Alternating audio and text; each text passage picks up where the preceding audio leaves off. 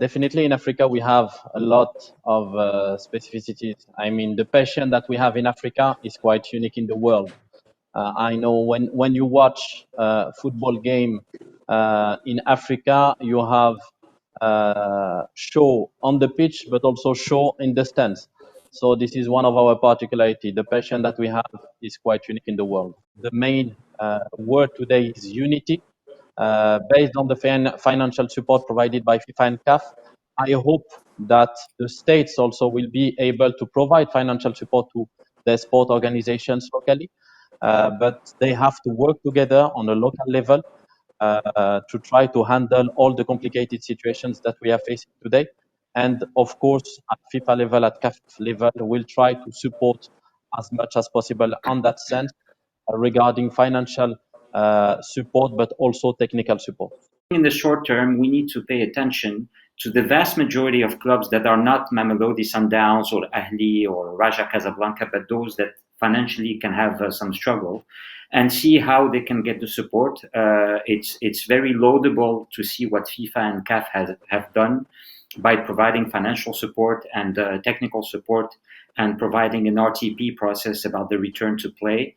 But I hope as well that within each country, the federation, together with the Ministry of Sports, the governments, and all the different stakeholders really come together and look at the livelihood of the players, the coaches, the staff within clubs to make sure that they don't lose their jobs. About approaching the game as a business product, as an industry where, of course, it's a sport, it's a social phenomenon, but it's also a product that you need to consider. So we need to look towards that element. It's already happening, but it needs to be straightened across the continent. And that comes down to the scheduling, the kind of stadia we use, the kind of people in the administration of clubs and federations that are there, their competence, and so on and so forth. We have to protect the players, and by securing the contracts or helping them to think and to educate them to understand that there's a life after football, and this can help in times like what we're living now, like the ones we are living now. Education is the key. Education, you have to educate the players because, for example, in Ivory Coast, some of them don't know how to read. They don't know how to write. So education is vital if you want to make sure that not only you create good football players, but it's a career that lasts for 5, 10, even 20 years when you are at the best, but after that there's a life, So the move from stopping to play to going to a normal life, a social life, it's very difficult, and I've seen it. We have all the infrastructure done, the hotels, the roads. I mean, we can host another World Cup now, tomorrow. We have hosted the Cup of Nations after the Didier was there showing what he can do and making Africa proud. And I think we made Africa proud, and nobody can doubt Africa if we can host the World Cup. I mean, recently we just hosted Barcelona now. Everybody was there. It was a beautiful game that my team played against Barcelona. They never doubted because they know the stadium, they know the hotels. I mean, Andre Iniesta, it was his favorite. He says it's his favorite stadium because he scored the winning goal of the World Cup there. Beautiful. Africa is ready. When I first started playing, I don't think there was any partners. There wasn't really big sponsors. I don't think really anyone cared, if I'm honest. And then I think as England started to get to major tournaments, you saw sponsors and partners kind of drop in at key times, maybe a year before the tournament. And then as soon as it finished, they would drop out. There wasn't really any consistent support, I would say. And what I've noticed since now, like you said, mentioned a few brands yourself, like Visa, 7-year partnership. It's incredible. Nike, Barclays are now part of WSL sponsored. And what it is it stops those peaks and troughs of coming in at the key moments and then dropping out. And how can the women's game ever really develop? With something like a 7-year plan like Visa have done, they've showed, look, we believe in the direction the women's game's going in. It shows confidence.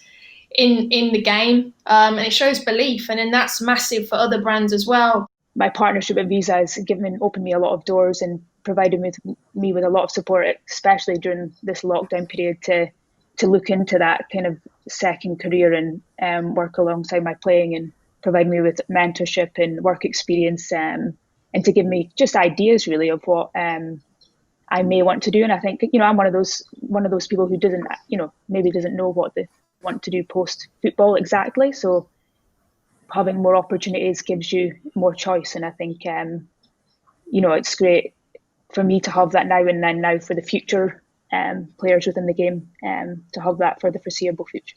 I don't think we have any sponsors who see our partnerships over 7 years with the figures that we're talking as just good causes to put money into, or as a more CSR style project. Like the value of these deals is, I don't see any business having signed that off purely on that basis. But I think it also does show you that the CSR is more mainstream now. It's actually value. Brands are looking to be value to society. You don't get away with just selling a product these days and not caring about the consequences or the people who buy it. So being able to align with something like women's football that can showcase at the best women, performing at their highest, achieving the best, being super role models, being, really as a mother of 2 young girls, I love my girls looking up to girls and women who play football, because there's just so much good in that space. When I was a 35 years old referee, probably the situation was different. We thought at the time that we could have survived without technology. Today, in our day life, we live completely different. We are surrounded by technology. We use all the possible tools in our life. So it's difficult to have the field of play as a sort of Indian reserve where nothing can be used, where everyone knows what is going on, but the referee on the field of play, and ironically, the referee is the one who has to make the decision. So I would tell the Collinas, 35 years old, it will be better. It will be easier. Referees today started refereeing and they grew up as referees without VAR. So this generation of referees is in a, let's say, in a sort of big change. They have to adapt their mentality that was built up in years and to what they need with VAR.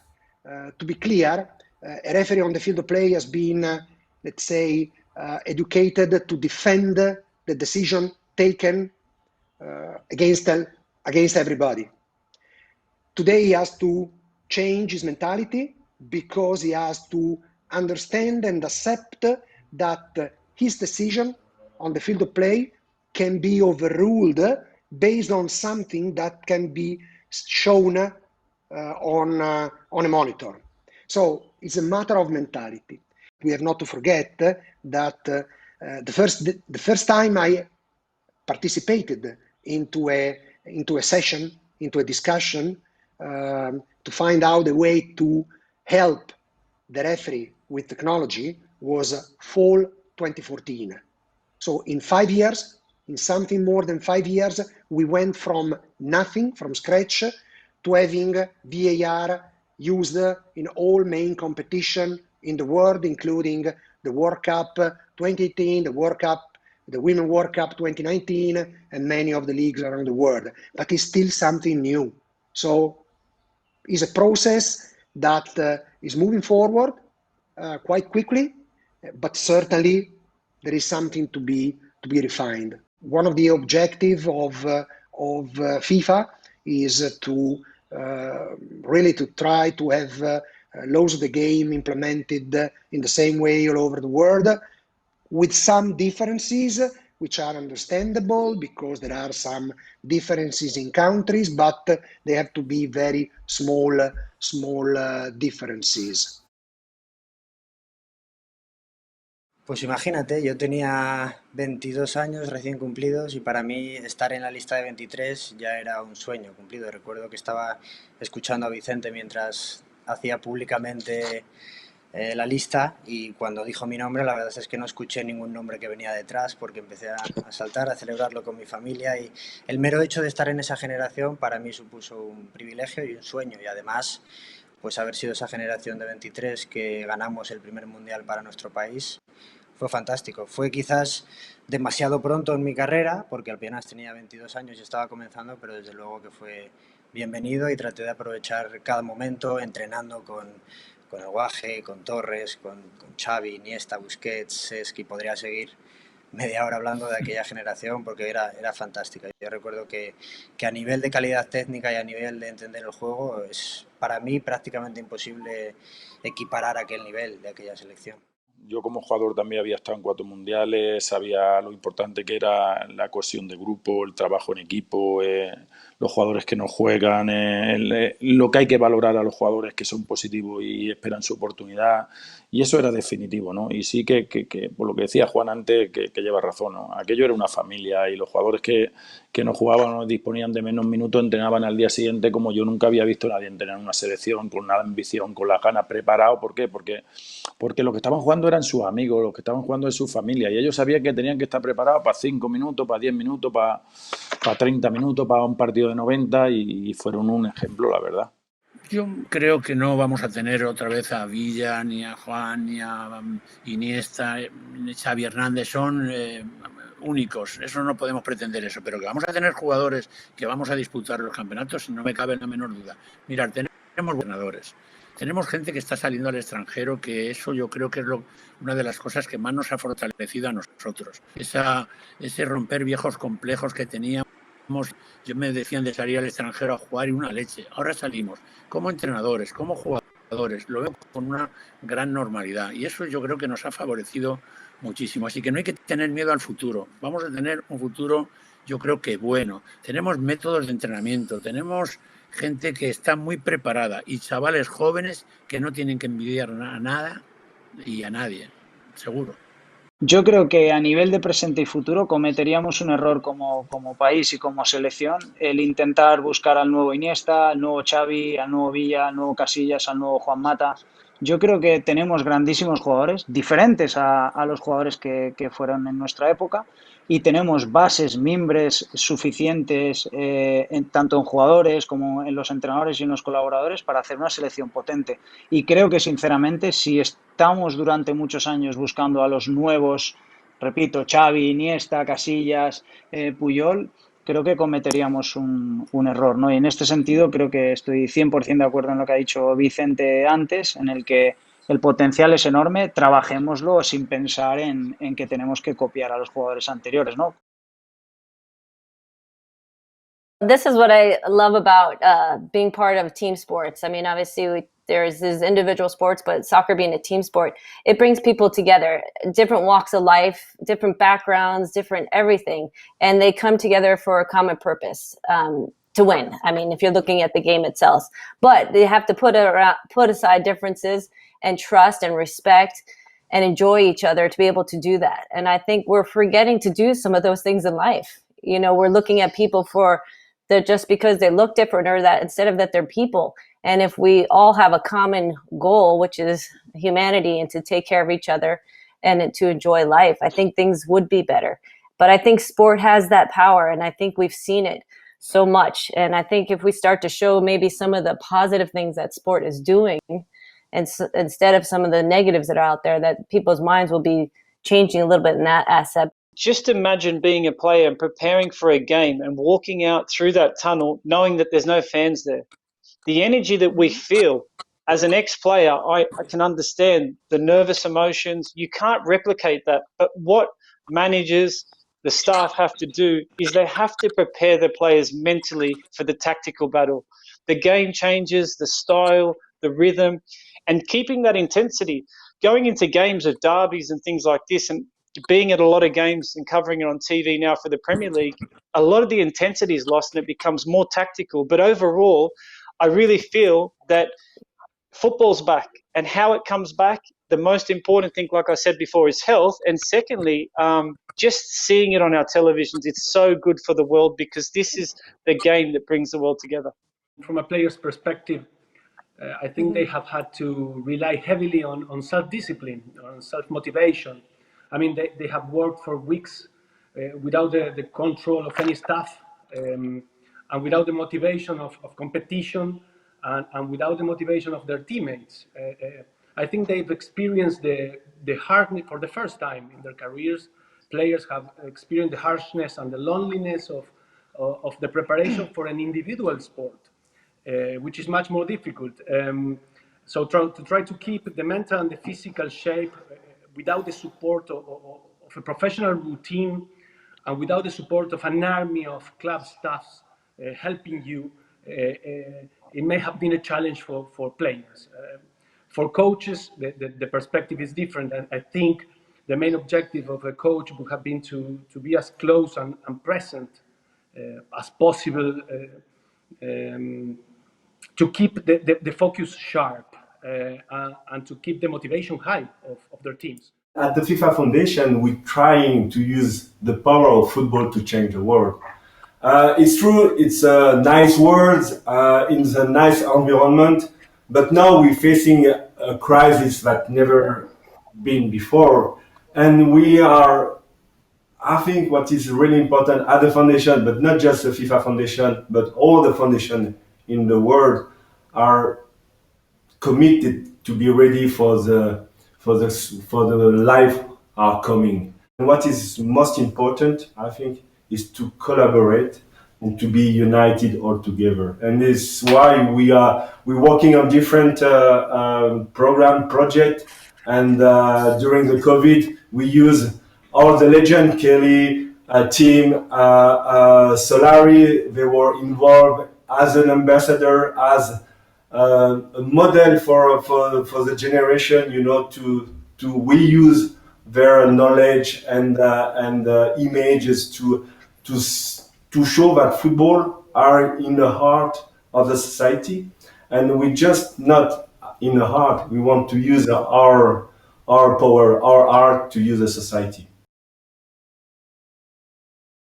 Nobody's really happy with the current international match calendar. You have national team games in September, October, November, then in March, then in June. You have players who have to travel half the world back and forth for these games. You have different competitions, you have additional competitions. I think it is time to speak about it. I don't know how the ideal international match calendar can look like, or maybe I know, but I don't want to say it yet. It's important to listen first. It's important to get input, to get opinions, to get views, to find the right balance. You have been playing and winning for the best clubs in the world, right? Including the very best club in the world. And also with the national team. What is that, man? No, I don't know. One of the clubs you are playing. I know which one. and it's Inter, of course, as you know. But also for the national team. And it's important for us that we find the right balance between clubs and national teams. And not only a few clubs in Europe and a few national teams in Europe and Brazil and Argentina, but much wider than that, all over the world. And we need to make sure that when we rethink our competitions at FIFA level, but also at national level, we take the experience as well that we made now with this crisis on board, and we bring everything on it. We see how can we make football more impactful, because it's true that for some players or clubs or teams there is maybe too much, for others on the other side there is too little. How can we balance this maybe a little bit better? I really ask everyone to invest in women's football because it is the future. The figures show it. Commercially, it will also have a big impact in the future as well. And we need to think what we can do better. And one idea that came in this period and even before as well is maybe that we should organize the Women's World Cup every 2 years instead of every 4 years. Because, for example, for the next Women's World Cup in 2023, we had a lot of interest from around the world. We'll go to Australia, New Zealand, and then what happens next? Should we go to South America? Colombia was a bidder, Brazil was bidding as well, but maybe in 4 years, Europe wants to organize it again, or North America wants to organize it again. And why not South America? Why not Africa? So we need to see what we can do. And I think these kind of events, like a World Cup, short events like the Club World Cup I was mentioning, short events of a few weeks where the best players, the best teams are together, are events that we need to foster because everyone loves them. FIFA is strongly advocating tolerance, mutual respect, and common sense.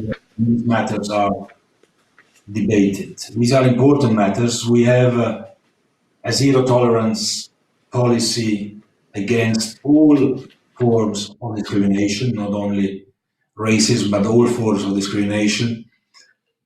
We must say no to racism. We must say no to violence. And we want to be leading by example as well in this particular debate.